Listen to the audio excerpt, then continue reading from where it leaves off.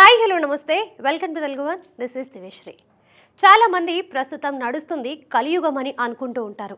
కానీ ఇప్పుడు నడుస్తుంది సోషల్ మీడియా యుగం. ఈ యుగానికి ఉన్న స్పెషల్ ఏంటంటే ఏది నిజమో ఏది అబద్ధమో తెలుసుకోవడం కష్టం. ప్రస్తుతం సోషల్ మీడియాలో వైరల్ అవుతున్న ఒక వీడియో అదే పరిస్థితిని సూచిస్తోంది. రోహిణి ప్రముఖ కామెడీ షో జబర్దస్త్ ద్వారా మంచి గుర్తింపు పొందింది. ప్రజెంట్ సీరియల్స్లోనూ సినిమాల్లోనూ చేస్తూ బిజీ నటిగా మారింది. తాజాగా తన వీడియో ఒకటి సోషల్ మీడియాలో ఉంది. డ్రగ్స్ తీసుకుందనే అనుమానంతో పోలీసులు ఆమెని స్టేషన్కి తీసుకువస్తారు. నాకేం సంబంధం లేదు సార్, బర్త్డే పార్టీ ఉందని చెప్తే వచ్చాను అని రోహిణి వాదిస్తూ ఉంది. దాంతో అక్కడే ఉన్న ఒక మీడియా ప్రతినిధి నీకు పాజిటివ్ వచ్చిందంట కదా అని అడిగాడు. నాకు అసలు టెస్ట్లే చేయలేదు, పాజిటివ్ ఎలా వస్తుంది? ఎన్ఆర్ఐలు పార్టీకి పిలిస్తే రాకూడదు అంటూ ఏడుస్తోంది. ఇక ఆ వీడియోని చూస్తుంటే మాత్రం ఏదైనా సినిమాకి సంబంధించిందని అనిపిస్తోంది.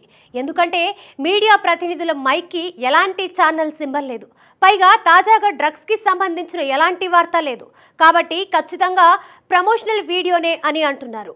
కాకపోతే ఎవరైతే వీడియోని అప్లోడ్ చేశారో వాళ్ళు ప్రమోషన్స్ అని చివరిలో అయినా చెప్పాల్సింది. ఇటీవలే నటి హేమ డ్రగ్స్ కేసులో పట్టుబడి కొన్ని రోజులు జైల్లో కూడా ఉంది. దాంతో రోహిణి న్యూస్ సోషల్ మీడియాలో కనబడగానే వైరల్ అవుతోంది. ఆ వీడియోని చూస్తుంటే రేవ్ పార్టీ వీడియోని పోలినట్టుగా ఉంది.